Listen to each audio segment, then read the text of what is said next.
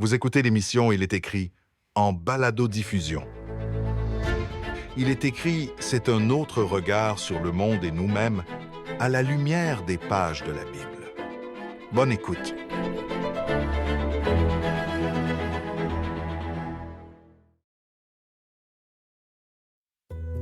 Le jour du souvenir est une journée commémorative qui est observée chaque année dans de nombreux pays, y compris au Canada, pour célébrer la mémoire de ceux qui sont morts en service militaire et honorer ceux qui ont servi en temps de guerre.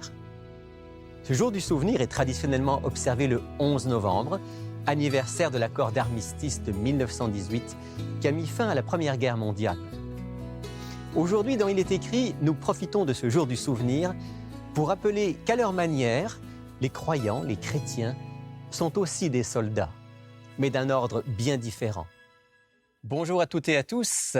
Comme je disais en introduction, dans l'émission d'aujourd'hui, on profite du jour du souvenir pour faire un parallèle frappant qu'on trouve régulièrement dans la Bible, un parallèle entre la vie du soldat d'un côté et la vie du chrétien, du croyant. Et pour parler de ce parallèle, j'ai avec moi mon ami Patrick Dupuis. Bonjour Patrick. Bonjour Rémi. Patrick, toi, tu es quelqu'un qui a toujours été un peu fasciné, tu me disais, même depuis tout petit, par les forces armées. Je me souviens quand on jouait dans la rue avec les amis, là où j'ai grandi, le jeu qui était toujours mis de l'avant, c'était de jouer à la guerre, de jouer au fusil, et on se faisait toutes sortes d'histoires autour de ces scénarios, les bons versus les méchants. Et puis, j'avais un de mes amis qui écoutait une émission à la télévision. C'était évidemment des bonhommes, comme on dit, et c'était l'émission G.I. Joe. Et bon, à la maison, moi, je n'avais pas le droit d'écouter cette émission. Alors, peut-être que ma mère va être désolée de l'apprendre alors que je l'annonce à la télévision, mais j'allais en cachette écouter cette émission chez mon ami parce qu'évidemment, c'était une émission de soldats et de guerre pour les enfants. Et j'ai toujours été attiré par ce qui était militaire et autres. Voilà, puis alors en grandissant, tu t'y intéressais pour d'autres raisons. Tu as voulu savoir un peu comment ça fonctionnait. Qu'est-ce que tu trouves beau dans cette vocation-là?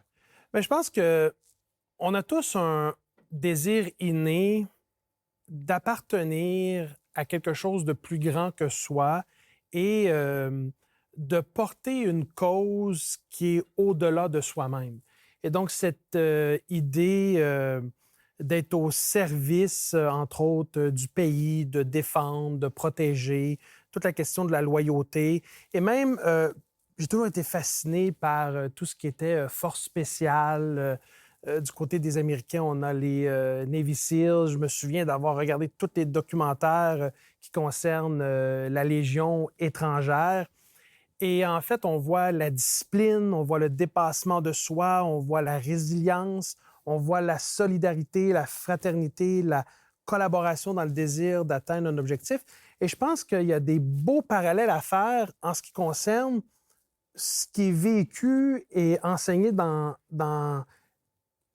chez les militaires, de part et d'autre, d'un pays à un autre, et les parallèles qu'on retrouve dans la Bible. On va les faire dans un instant. Puis il y a aussi quand même, je pense qu'on peut aujourd'hui saisir l'occasion pour aussi rendre hommage aux forces armées, en particulier pour moi, pour tout ce qu'ils font dans la société, même la société civile. C'est-à-dire quand il y a des catastrophes, quand il y a des cataclysmes, ceux qu'on va chercher, ce sont les militaires, et souvent ils ont des missions même périlleuses. Oui, parce qu'on dit que, bon, quand il n'y a plus rien à faire, ben le dernier recours, c'est d'appeler l'armée, en quelque sorte. Et au Canada, on a des exemples très concrets. On a les feux de forêt qui ont lieu dans l'Ouest canadien. Même au Québec, on a des enjeux au printemps en lien avec nos cours d'eau Les et inondations. les inondations. Il y a eu jadis la pandémie et bien avant la crise du verglas. Et donc, les Forces armées canadiennes sont impliquées pour porter assistance et donner de l'aide.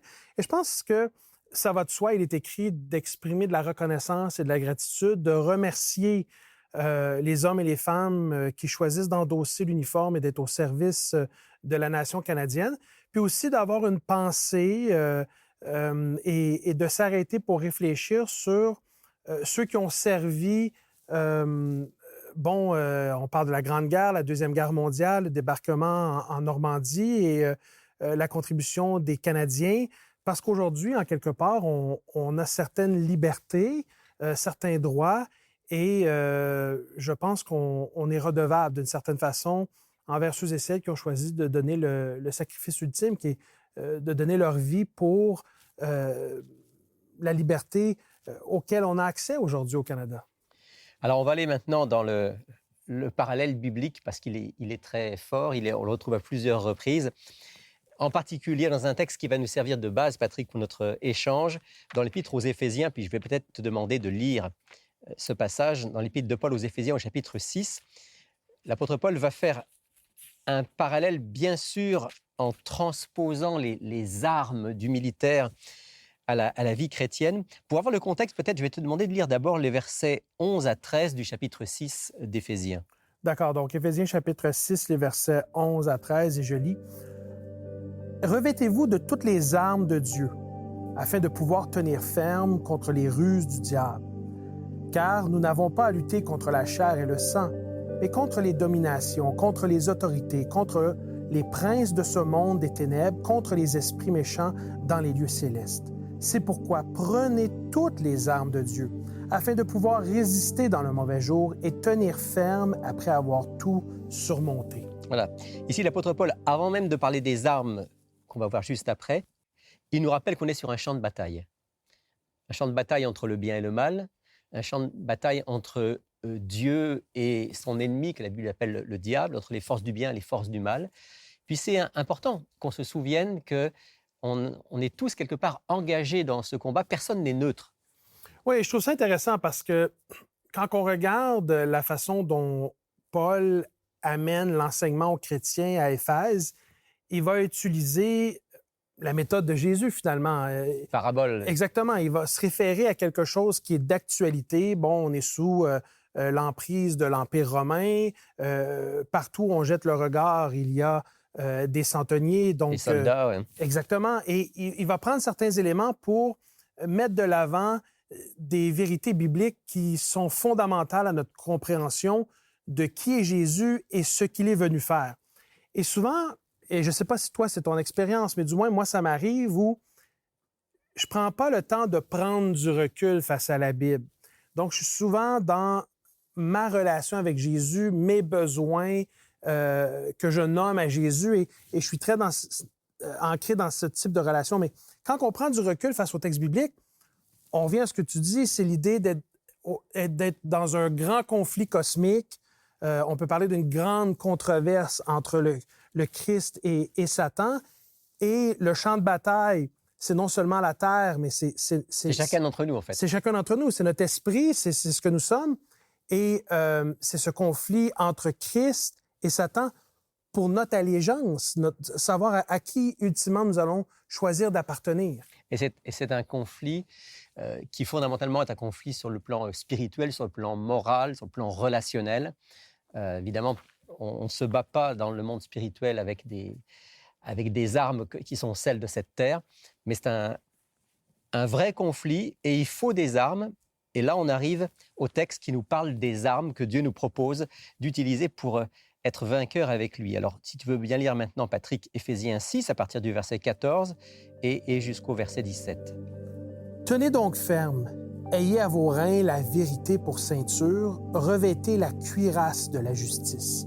Mettez pour chaussure à vos pieds le zèle que donne l'Évangile de paix.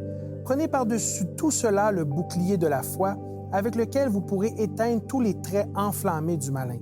Prenez aussi le casque du salut et l'épée de l'Esprit, qui est la parole de Dieu. » Voilà. Ça, c'était l'attirail de l'époque. Si aujourd'hui l'apôtre Paul devait écrire, il parlerait peut-être de drones, de tanks et de carabines.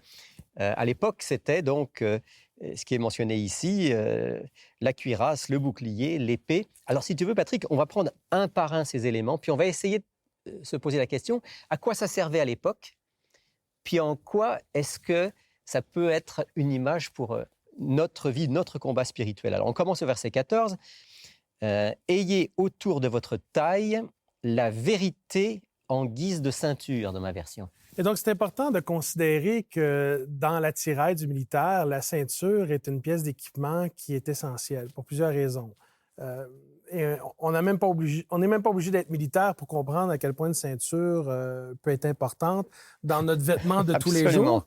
En fait, c'était une pièce d'équipement qui était importante dans la mesure où elle était utilisée pour porter aussi d'autres pièces d'équipement, donc entre autres l'épée, et aussi pour tenir certaines pièces de l'armure. Et donc, ici, Paul fait un parallèle avec la vérité. La vérité, c'est un élément qui est essentiel et fondamental sur lequel on a d'autres éléments bibliques qui vont être construits là-dessus. Et évidemment, la vérité, on peut en parler de façon philosophique, de façon conceptuelle, mais quand on va dans le texte biblique, c'est simplement dit. Jésus va le nommer très clairement, « Je suis le chemin, je suis la vérité, je suis la vie ». Donc, la vérité, c'est Christ. Alors, la ceinture, c'est ce qui permet aussi de tenir les reins, de faire qu'on soit solide. Et dans, ici, la symbolique de l'apôtre Paul, la vérité, c'est aussi ce qui nous permet de nous tenir debout. Et tu dis, c'est Jésus, et c'est profondément vrai. C'est aussi la vérité, toute la révélation de Dieu qu'on a à travers la Bible. Effectivement. Et donc, je pense que c'est important aussi de comprendre que on aimerait avoir un Jésus qui est inclusif. Évidemment, l'invitation de l'Évangile est pour tous, mais on reconnaît à la lecture de certains passages de la Bible que Jésus est venu dépoussiérer l'enseignement de son époque pour vraiment faire une certaine division entre ce qui est vrai, ce qui est faux, ce qui est bien, ce qui est mal, ce qui relève de la lumière et des ténèbres. Et donc, c'est important pour le chrétien, dans son désir de cheminer vers Dieu, de s'enraciner dans la vérité. Ça me semble très important ce que tu dis, Patrick, parce que à la fois, effectivement, le message de l'Évangile, il est pour tous. Il veut que chacun puisse s'approcher de Dieu, mais en même temps, il n'est pas du tout dans cette forme de pensée qui est très contemporaine, qui consiste à dire finalement, chacun a sa vérité, tout est relatif. Non, il y a des éléments relatifs dans la vie, mais il y a aussi des éléments fondamentaux qui sont vrais et on les trouve dans la parole de Dieu, on la trouve en Jésus-Christ. Effectivement, parce que si ce n'était pas le cas, il n'y aurait pas ce concept qui est mis de l'avant dans les Écritures d'un combat spirituel. Donc, tout serait possible, en fait. Exactement. Et donc, on est vraiment appelé à prendre une décision en faveur ou contre le royaume de Dieu. On va voir un petit peu plus loin qu'il y a des éléments qui nous permettent justement de mieux connaître et vivre cette vérité. Deuxième élément de l'attirail, de l'armure du chrétien, c'est la suite du verset. Enfiler la cuirasse de la justice. Évidemment, ici, on parle du plastron. On est dans une pièce d'équipement qui tend à vouloir protéger les organes vitaux. Extrêmement important pour pouvoir, dans le combat, ne pas être immédiatement éliminé. Exactement. Et donc, on protège essentiellement le cœur et aussi les poumons. Et ce qui me semble important à faire ressortir, c'est que Paul va associer cela à la justice. Et quand on entend ce mot dans différentes conversations, des fois, d'un point de vue biblique, on a de la difficulté à saisir la portée de ce que veut dire la justice de Dieu ou la justice de Christ. Alors, qu'est-ce que c'est la justice dans ce contexte-là, Patrick? Dans ce contexte précis, c'est assez simple à saisir comme enseignement. C'est cette idée que plusieurs croient à tort que pour gagner la faveur de Dieu, pour pouvoir aller au paradis, pour pouvoir hériter de la vie éternelle et être avec Dieu pour l'éternité, c'est basé sur nos bonnes actions. Si je fais suffisamment de bonnes actions... Je mérite mon ciel. Je mérite mon ciel, je me garantis une place auprès de Dieu. Or, notre justice, nos bonnes actions ne seront jamais suffisantes tout au long de notre vie pour nous gagner une place auprès de Dieu. Et Dieu le sait, et Dieu nous le dit. Et c'est pour ça que Dieu prend le premier pas vers nous. Il envoie Jésus faire pour nous ce qu'on est incapable de faire pour nous-mêmes. Vivre une vie de justice. Exactement. Et la déposer à notre compte pour ensuite nous dire, le fait que je te donne la vie éternelle n'est pas basé sur les bonnes actions que tu poses, mais plutôt sur le fait que tu as choisi de recevoir Jésus dans ta vie. Mais attention, Quand on reçoit Jésus dans sa vie, Ça change la vie. ça change la vie. Et la conséquence logique et naturelle de Dieu qui habite en nous, c'est que des bonnes actions découlent de notre être. Et je vois, toi, cette idée de la cuirasse comme étant la justice que nous donne le Christ. La cuirasse, c'est ce qui protège, en fait, face à toutes les attaques qu'on peut avoir de la part de notre ennemi. Il y a cette assurance que, bien que je sois un être humain imparfait et pécheur, je suis protégé parce que j'ai reçu justement cette justice du Christ qui m'assure que Dieu prépare une place pour moi dans son royaume. Oui, la relation avec Jésus, c'est pas seulement aussi au niveau rationnel, intellectuel, c'est aussi important de protéger notre cœur. Parce que la relation avec Christ, c'est une relation qui est enracinée dans l'amour. La relation avec Jésus, c'est pas une religion mécanique, c'est pas non plus une religion qui est dans les sentiments et les émotions outre mesure. Ou uniquement intellectuel non plus. Exactement. Il y a un équilibre et cet équilibre passe nécessairement par la compréhension que ça relève d'une relation de cœur avec Christ. On passe à la pièce de l'armure suivante. C'est au verset 15, il est dit « Mettez comme chaussure à vos pieds le zèle pour annoncer l'évangile de paix ». Ça, c'est un concept un peu particulier, que les chaussures fassent partie des armes. Oui, c'est intéressant quand on écoute différents documentaires sur les entraînements militaires. On se rend compte qu'une des choses qui est enseignée, c'est les soins de pied. Un militaire est inutile si ses pieds ne sont pas en bonne condition. Parce que les pieds, en fait, c'est synonyme d'être dans l'action et d'être en mouvement. C'est ça. Et donc, ici, une des armes que Christ nous donne pour maintenir notre zèle, maintenir notre vie spirituelle, c'est d'être en mouvement. Comment être en mouvement? Quand Christ vit en nous par la foi et le Saint-Esprit nous est donné, on a le désir d'être dans l'action et dans le partage de l'Évangile. Et l'Évangile se partage autant en parole, donc quelqu'un qui est intéressé à en savoir plus sur Dieu et on leur donne des ressources et on leur des livres ou autres et on leur explique comme on le fait avec Il est écrit, exactement, par exemple. Ouais. Ou un évangile qui est en action, parce qu'on parle ici de l'évangile de paix, qui est en action aussi par la révélation de certains traits de caractère. Notre manière d'être, le fait qu'on soit porté vers les autres dans oui, l'amour. que Dieu nous donne. Exactement. On manifeste de la bonté, de la compassion, de la patience et autres. Et ça, c'est quelque chose qui va nous porter à aller de l'avant. On avance, Patrick, parce qu'on n'a pas beaucoup de temps. Prenez en toutes circonstances le bouclier de la foi, encore quelque chose pour se protéger, la foi. Et donc, la foi vient de ce qu'on entend, nous dit la Bible, et ce qu'on entend vient de la parole de Dieu. Et donc, une des meilleures façons de se protéger de la détresse spirituelle ou de la sécheresse spirituelle, c'est de se tourner vers Dieu et d'exercer notre confiance en lui. Et la manière qu'on exerce notre confiance en Dieu, c'est de prendre le temps à mieux le connaître. Et la meilleure façon de mieux connaître Christ, c'est d'apprivoiser la vie de Jésus dans les évangiles pour avoir un regard juste sur qui est Jésus et ce qu'il désire faire en nous et pour nous. Si on veut savoir ce qu'est la foi, je crois que tu as entièrement raison. Il faut regarder la vie du Christ et s'en imprégner. Je remarque qu'ici, le bouclier, il sert à éteindre les flèches enflammées du mal ou du malin. En fait, le malin, comme on l'appelle parfois dans la Bible, il essaye de nous faire douter, il essaye de nous décourager. Et l'antidote à cela, c'est la confiance. Exactement. Souvent, on a des schémas de pensée négatifs, pessimistes. On est dans nos craintes, on est dans nos peurs, on est dans nos incertitudes.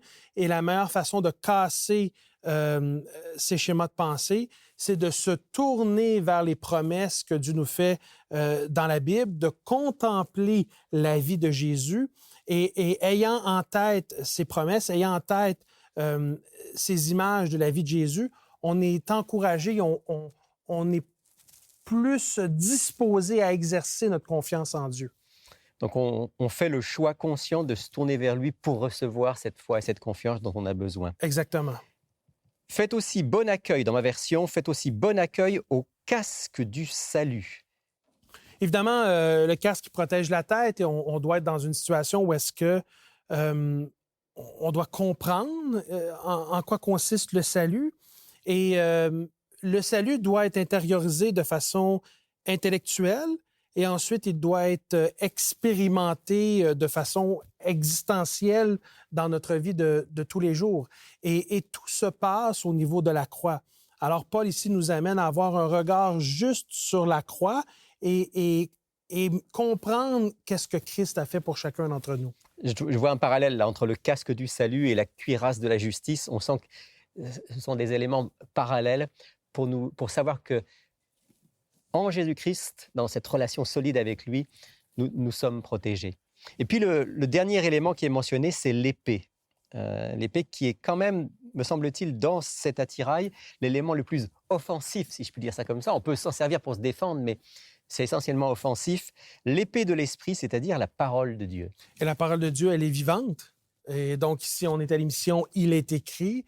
Et quand ceux et celles qui ont de l'intérêt ou une certaine ouverture pour Dieu se laissent influencer par l'Esprit de Dieu, la parole vient vers eux et elle les adoucit, elle les invite à réfléchir. Dieu nous dit dans la Bible de venir plaider et raisonner avec lui. Et donc, cette épée de l'Esprit, c'est vraiment la possibilité que toi et moi et ceux qui nous écoutent, nous avons de faire comme Jésus. Jésus, dans sa vie spirituelle, se référait constamment aux Écritures et c'est lui qui nous a donné l'exemple « Il est écrit ». Puis à travers cela aussi, Jésus, par son enseignement, par ses paroles, a profondément touché le cœur et la vie de milliers de personnes. Et il me semble que cette épée de l'esprit, dont l'apôtre Paul nous dit qu'on devrait se saisir aujourd'hui, c'est aussi le fait de partager cette parole pour qu'elle puisse toucher le cœur de ceux qui nous entourent et les amener aussi à une vie nouvelle. Alors Patrick, on pourrait parler encore très longtemps de cette armure du chrétien. On arrive au bout de notre entretien. J'aurais aimé te demander de pouvoir prier avec nous pour que justement Dieu puisse nous aider chaque jour à être conscients d'abord que nous sommes dans un combat spirituel, mais aussi d'avoir cette confiance que Dieu nous équipe pour pouvoir, dans ce combat, être vainqueurs. Avec plaisir, prions.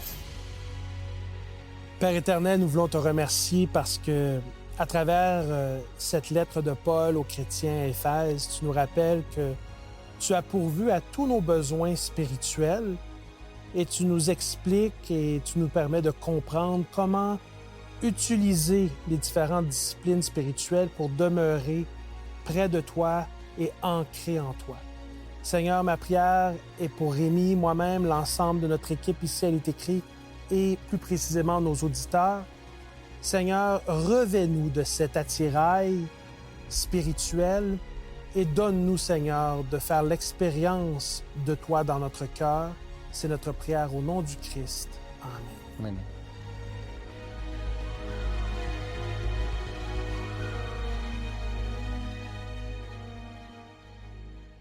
Le dialogue s'est terminé sur le thème de l'épée de l'esprit, qui est la parole de Dieu, ce qui nous conduit tout naturellement à notre offre de la semaine. Bonjour Alberto. Bonjour Rémi. Alors aujourd'hui, on offre une Bible. Oui, rien de mieux, je pense, qu'on pourrait offrir, c'est la Bible, la parole de Dieu.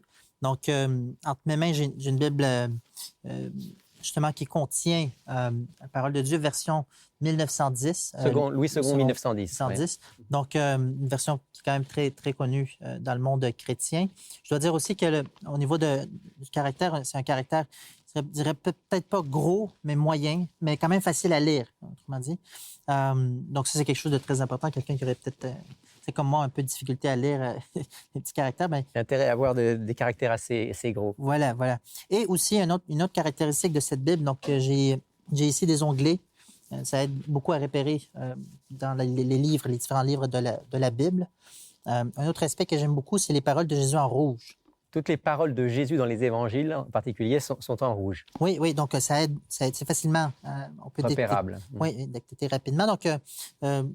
Donc ici, j'ai une couleur en particulier, Bourgogne, mais on a aussi noir, grise aussi, donc bleu. Donc, on a d'autres couleurs. Donc, les gens peuvent nous contacter, nous laisser savoir. C'est une belle Bible. C'est une belle Bible et pour quelqu'un qui veut soit se faire un cadeau parce qu'il n'a jamais lu la Bible, ça peut être l'occasion de le faire, ou offrir à quelqu'un. C'est une très belle occasion qu'il est écrit, il propose ici. Et elle coûte combien, cette Bible? Oui, donc 45 $ plus les frais de poste. Donc, ça vaut la peine pour un un si beau livre, beau dans tous les sens du terme. Oui, oui. Et puis, tu voulais aussi nous parler un tout petit peu d'un cours qui permet justement de comprendre, de découvrir le message de la Bible. Voilà, donc il est écrit, on a des cours bibliques qu'on offre par correspondance.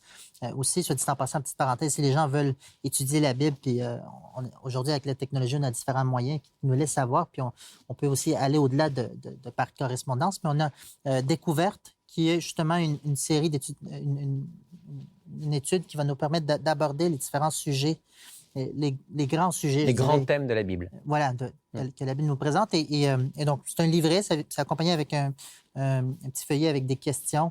Et puis, donc, la personne peut, par elle-même, avancer tranquillement en son rythme, la découverte de ces sujets bibliques. Donc, c'est un cours qui est gratuit.